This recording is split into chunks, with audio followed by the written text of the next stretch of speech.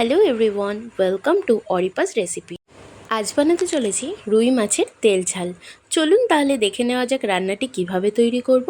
আচ্ছা, এরই মধ্যে বলে রাখি, ভিডিওটি ভালো লাগলে অবশ্যই লাইক, কমেন্ট অ্যান্ড শেয়ার করবেন। পাশে থাকা বেল আইকনটি ক্লিক করে দেবেন এবং চ্যানেলটি সাবস্ক্রাইব করে পাশে থাকবেন। আমি এখানে নিয়ে নেব 3 পিস রুই মাছ। রুই মাছটাকে কিছু গুঁড়ো মশলা দিয়ে ম্যারিনেট করে নেব। নিয়েছি সামান্য একটু হলুদ গুঁড়ো, লঙ্কার গুঁড়ো ও সামান্য একটু নুন ও সর্ষের তেল দিয়ে মশলাটাকে ভালো করে মাছের সাথে মাখিয়ে নেব, যাতে মশলাগুলো মাছের মধ্যে ভালো করে ঢুকে যায়। মাছের মধ্যে ভালো করে মশলাটাকে মাখিয়ে নিয়ে আমি মাছটাকে কিছুক্ষণ রেস্টে রাখবো।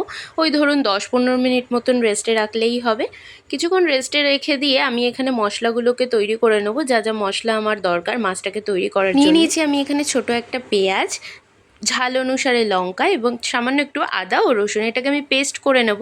আর অন্যদিকে আমি এখন মাছটাকে ভেজে নেব, ব্রাউন করে ভেজে নেব, দুপিঠ যাতে ভালো করে ব্রাউন হয়ে যায় এরকমভাবেই মাছটা ভেজে নেব। দেখুন মাছটা এক সাইড ব্রাউন হয়ে গেছে, মাছটাকে পাল্টে নিয়েছি। এখানে মাছটা আমার ভাজাও হয়ে গেছে।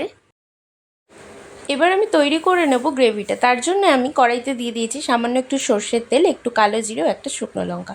কিছুক্ষণ রান্না করে নেওয়ার পরে আমি এখানে অ্যাড করেছি মশলাটা, যেটা আমি পেস্ট করে রেখেছিলাম আগে। এই সময় আমরা গ্যাসটাকে অবশ্যই মিডিয়াম ফ্লেমে রাখবো, কারণ হাই ফ্লেমে রাখলে মশলাটা পুড়ে গেলে খুবই বাজে টেস্ট হয়ে যাবে খেতে। কিছুক্ষণ রান্না করে নেওয়ার পরে এখানে আমি অ্যাড করেছি সামান্য একটু গুঁড়ো মশলা, যেমন হলুদ গুঁড়ো, ধনিয়া গুঁড়ো, জিরে গুঁড়ো, একটু Kashmiri red chilli powder add করেছি, কারণ লঙ্কা আমি আগেই পেস্ট করে নিয়েছিলাম মশলার সাথে। আপনারা আপনাদের অনুসারে ঝালটাকে ইউজ করে নেবেন। আর স্বাদ মতো নুনও আমি এখানে অ্যাড করে নিয়েছি। মশলাটাকে কিছুক্ষণ কষিয়ে নেব। দেখুন আস্তে আস্তে মশলাটার কালারটা চেঞ্জ হচ্ছে। এরকম সময় আমি এখানে সামান্য একটু চিনি অ্যাড করব। মশলা কষানোর সময় চিনি দিলে রান্নার টেস্ট খুব ভালো হয়। আরও কিছুক্ষণ মশলাটাকে কষিয়ে নেওয়ার পরে আমি এখানে অ্যাড করেছি একটা ছোট সাইজের টমেটো কুচি। টমেটোটাকে কিছু সময় মশলার সাথে কষিয়ে নেব, যাতে টমেটোটা নরম হয়ে যায়। কিছুক্ষণ মশলার সাথে কষিয়ে নেওয়ার পরে আমি এখানে দিয়ে দিয়েছি 1 কাপ মতন জল। আমি এখানে একদমই সামান্য জল ইউজ করেছি, কারণ আমি এটাকে ঝোল করব না। কিছুক্ষণ আমি এটাকে ঢাকা দিয়ে ফুটতে দেব জলটাকে। দেখুন ফুটে উঠেছে জলটা, উপরে তেলটা ভেসে উঠেছে। এরকম সময় আমি মাছটাকে অ্যাড করে নেব। মাছটা দেওয়ার পরে আমি গ্যাসটাকে লো ফ্লেমে আরও 5 মিনিট ফুটতে দেব। কিছুক্ষণ মাছটাকে ফুটতে দেওয়ার পরে দেখুন মাছটা ফুটে উঠেছে, তেল ছেড়ে দিয়েছে। এরকম সময় আমি এখানে সামান্য একটু ধনেপাতা অ্যাড করে নিয়েছি।